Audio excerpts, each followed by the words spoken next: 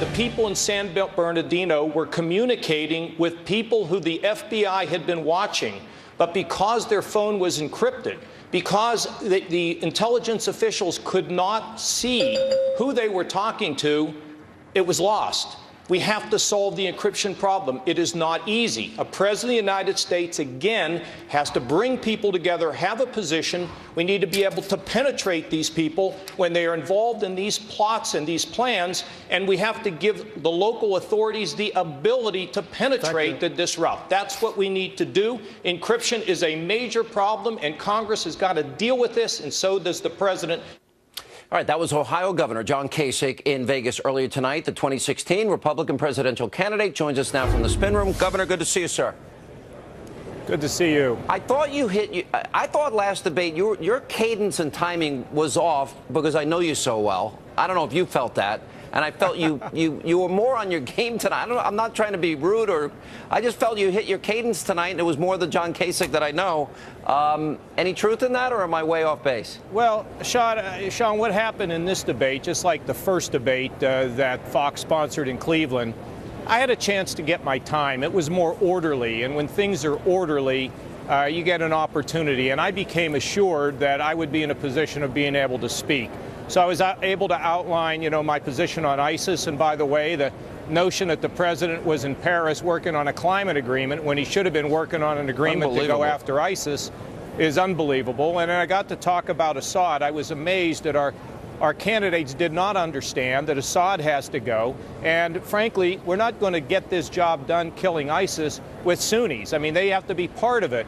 But America has to lead, Sean, and then the ability to talk a little bit about the economy. We got to grow our economy if we're going to be able to do all these things we want to do. So I felt very, very good about the performance tonight, and I hope people see that I'm knowledgeable and I can get elected in Ohio and I can govern. Right. All right. But you said two things here, that Assad has to go, but I think there are valid points that have been brought up, and that is that Gaddafi has to go. Okay, well now Libya is pretty much in the hands of radical Islamists. It didn't work out so well. You can argue not finishing the job in Iraq. We should have stayed there. But now ISIS has cities like Mosul and Tikrit and Fallujah and Ramadi. And yeah, I think sometimes bad guys are in power, but the moderates never seem to really take over. I never find that the rebels are the people that we ever believe them to be. They end up wanting power just as bad as the dictator they're deposing. Sean, I'm not for being policeman of the world, and I'm not for getting involved in a ground war to oust Assad. But you have to understand that it is an alliance. Iran wants to spread their radical Shiism into Syria, and the guy that they're propping up, of course, is Assad. And you know what the Russians are doing. The Russians have spent more time bombing the rebels than being able to fight ISIS. So I wouldn't go on the ground there, but I would support the rebels and remove him, which would be a real blow. But aren't the Sunnis, aren't the Saudis, the Sunnis, I know they put together 34 nations in a coalition, but this is more representative of their fight. And they have been, noticeably absent time and time again. They, too, have fomented their own terror. They have been duplicitous in terms of dealing with terror on one hand, acting like they're allies on another. You talked about going massively like we did in the first Gulf War. Isn't this a little different, though, because it's not getting Saddam out of Kuwait? This is an enemy that is spread far and wide and in every nook and cranny and corner. I don't think it would be as simple, would it? Well, I don't think it would be simple, Sean, but if we could get all the Arab countries, along with our allies in Western Europe, along with the leadership of the United States, and that was what was essential, if we could get Saddam out of Kuwait, which was not a good thing, this is totally unbelievable because ISIS is an existential threat to everybody. They're an existential threat to Saudi Arabia, to Jordan, to the Gulf states, to Egypt, and I think that's why the Arabs are coming together now saying we have to defeat terrorism. So I think it's a great opportunity for us. And if we don't assert ourselves and bring the West along with the Arabs, I will tell you, you will remember I said this, Sean, we will pay a lot more later when we finally go aggressively than if we go soon. Because, look, I'm the only one on that stage. I served 18 years on the Defense Committee. I actually worked with Ronald Reagan. I knew John Tower. I knew Barry Goldwater. I knew all these guys, and I listened and I learned. Sam Nunn, another great expert. So we have to move. We have to move quickly. We need good intelligence. The Saudis will settle Syria down. And in terms of Iraq, Sean, I will tell you, if Saddam did not have weapons of mass destruction, there's no way I would have gone there, because that was getting us into a civil war.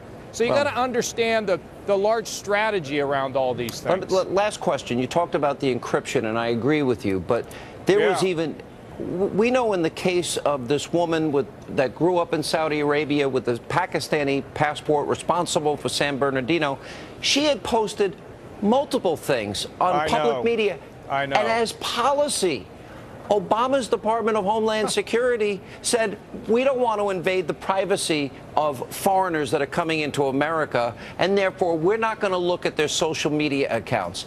Now, I could argue that everybody that's in this studio right now, probably when they got hired, their social media was looked at by the people that are hiring here at the Fox News Channel. Sean, it is amazing to me that they said they weren't going to look at social media. You see, because we need the red flags. Oh, I know. It's just completely nuts that they're not doing it. And you need to not only be able to monitor social media, but you need to be able to look for red flags. And we had a number of red flags that popped up in terms of San Bernardino, but nobody ever moved it along. And then the encryption, the ability of them to communicate with people who are being watched while being undetected. It's got to be fixed, Sean, and it's going to take the technology companies, the legislators, and the president to get it done. We need presidential leadership. This is just not acceptable. Governor, thanks so much. Good to be with you, Sean. Appreciate. I think I'm right on the cadence. You hit your cadence tonight. Your tone, the person I know. The guy that I worked with for all these years. Hey, congratulations on that 82. Congratulations. Who told you about that? You did. And then I busted my finger, doing MMA. Can you believe that? All right, good to see you. No, you can't be doing MMA. Well, you do it every night. You do MMA, okay? Well, this is verbal MMA. I actually do real MMA. So, all right, good to see you, Governor. Thank you. And coming up, Senator Rand Paul, former Governor Mike Huckabee will join us from the spin room. That and more as Hannity continues.